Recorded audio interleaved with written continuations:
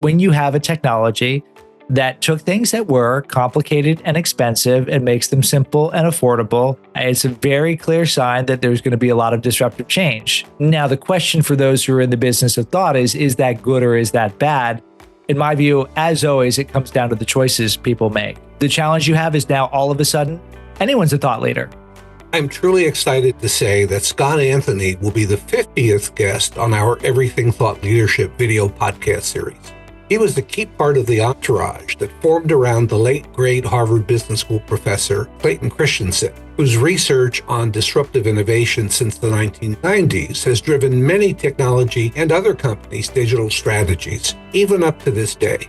For the last 22 years, Scott has worked at or been attached to a strategy consulting firm called Innosight, co-founded by Clay Christensen. Scott was president of Innosight for 6 years and was global managing partner for another 5 years, a time in which the firm doubled its global business. Today, Scott is a professor at Dartmouth College's School of Business, where he teaches a course called Leading Disruptive Change. Scott is also the author of 9 books, including his latest one, called Epic Disruptions: 11 Innovations That Shaped Our World. In this Everything Thought Leadership interview, I asked Scott to share the biggest learnings from his latest book, in which he talks about disruptions that long preceded the ones that Clay Christensen wrote about in the 1990s. I also asked Scott how he conducts his research and how he develops insights and writes them up.